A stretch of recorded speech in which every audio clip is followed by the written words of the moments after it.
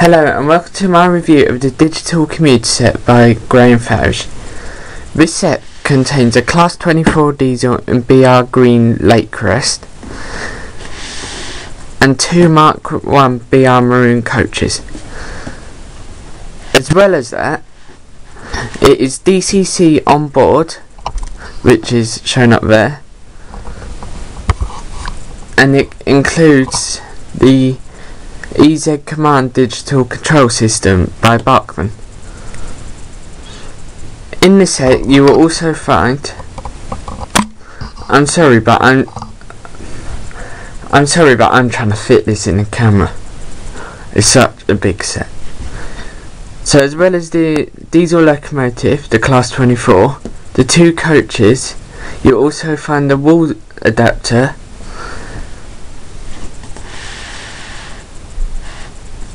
the controller, and finally an overall track. This track includes 8 first radius curves and 2 double straights, making a complete oval. You might want to get the second radius curves, as that's what Graham Farish recommend. So let's get on to the inside. Before we open the box, I must point out that I have opened this before. I've had it a while, so the track is missing as that is on my layout, and I tried to put everything back where it was. Firstly, we get a load of things from Graham Farish and Bachmann. First one is the customer guarantee. Then we get the instruction manual really for the controller, as that is a big feature of this set. Next we get how to look after your track and how to put it together. I advise you read this before you put your set together. And finally we get an instruction manual for the Class 24. So let's get all this out of the box and look at it in more detail. Let's start with the Class 24. To get it out of the box, and it's quite a tight fit, I remember this now. I'll go around the side. To get it out of the box, you might want to lift the polystyrene out and put the cardboard to one side. And then put your fingers through the holes underneath and push. It's quite tough. You won't damage the loco because it's in a little container. And there you go. You'll see that there's some holes in here to aid you in getting it out. Next we have a controller. You lift the cover up, take these out, you want these, and finally you can just lift the controller out simply. As I said, the box will contain wires and track when you get it, and it probably won't be exactly like this. Like the track might be in the sleeve, and the controller definitely was, but I can't find it. And finally we have 2 Mark 1 maroon coaches. These are really simple to get out. You just lift one end out. You can do it one-handed. And the other one. There you go.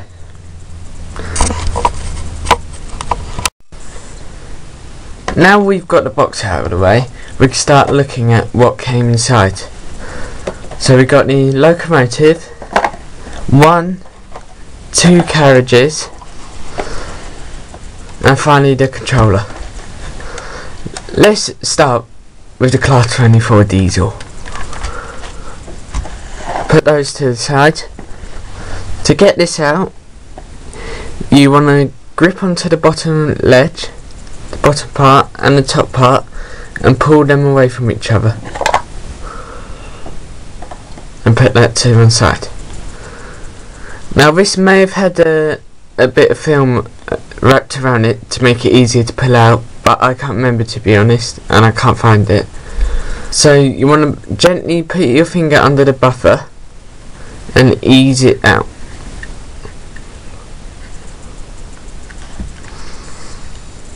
Let's look at it then. Firstly, on the front, you have nice detail on the bottom. Can my camera pick it up? Yeah, sort of. You might be able to see that there's a fake hook there. You got lights lighting up. I think there's 3 yellow ones on the bottom for if it's coming towards you, and 2 red ones higher up if it's going away.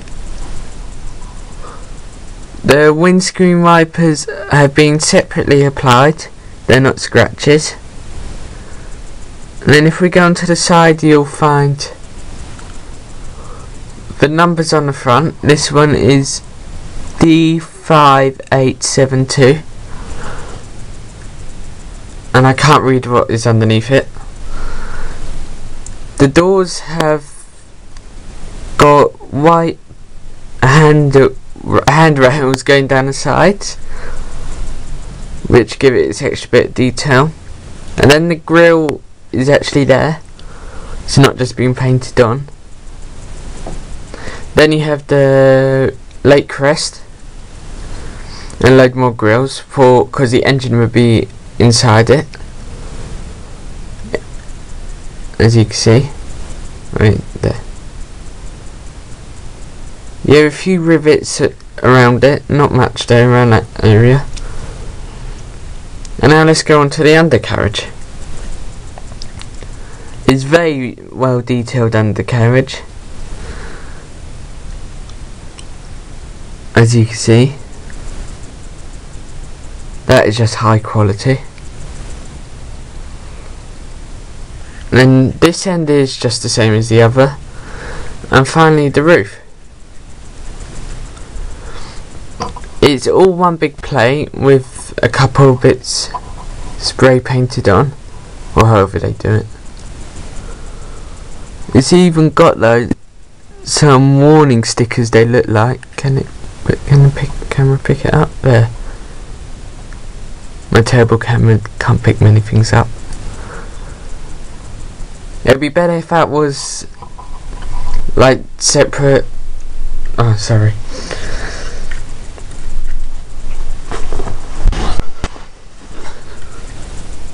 Sorry about that, I have a bit of a cold.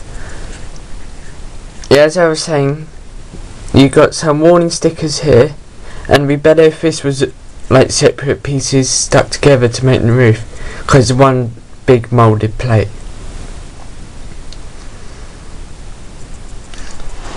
And finally, as well as having directional lighting, these are NEMs sockets, so you can take these couplings out and add your own. It's driven in both bogie wheels, and on all 4, so that's 8-wheel drive, which is really good. It's got a bit of weight to it. Despite being it's engaged, it's quite heavy, and it is a very powerful engine.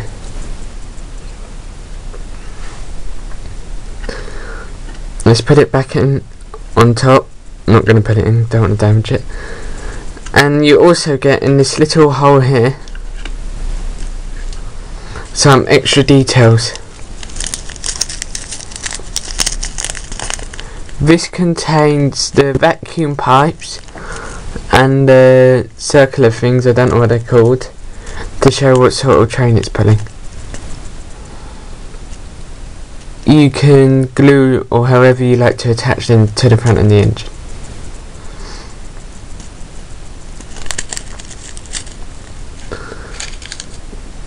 Now let's get onto one of the carriages.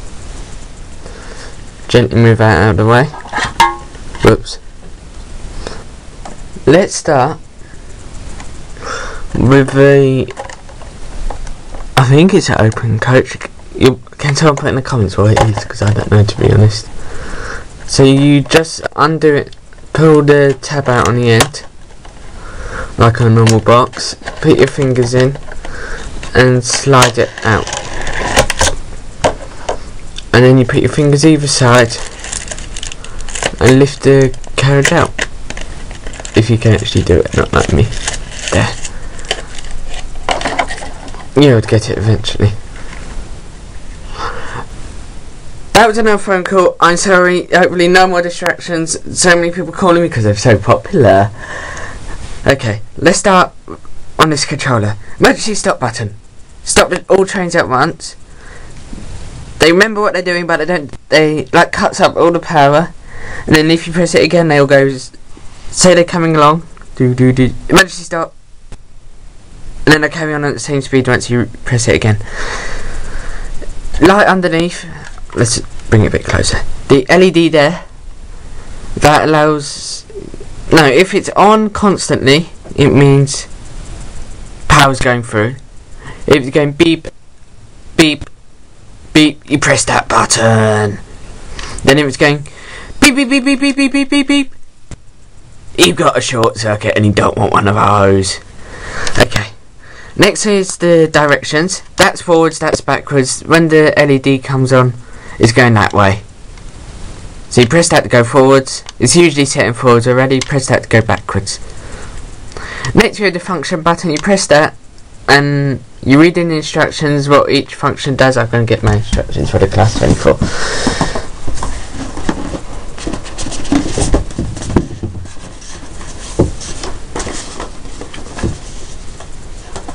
Right. Functions. Instructions.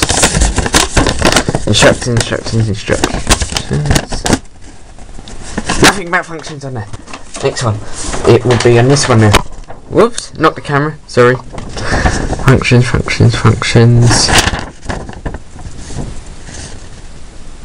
Let's pretend we didn't talk about that. 10 is lights and 7 is dim lights. That's all I know. You press function, the number you've selected goes beep, beep, beep, and then you press it, whatever function you want, and it does it. And it's all going beep, beep, beep, and then when you press it again, it goes beep, so it's all on constantly. You choose your number of what engine you want with one of those, and the LED comes on, whatever one it is, I don't know. This is you fill in what each engine is, so what chip it's controlling, and you take that off, which is something weird. I only worked out how to do this today, and then you do that, and that comes off, and you can put another one, which is these, in. I got another message, I'll read that later. So then you put that on there. So you write it in, whatever you want. You put that in that hole there, lift it up, and then it's in. So that's how you do that part.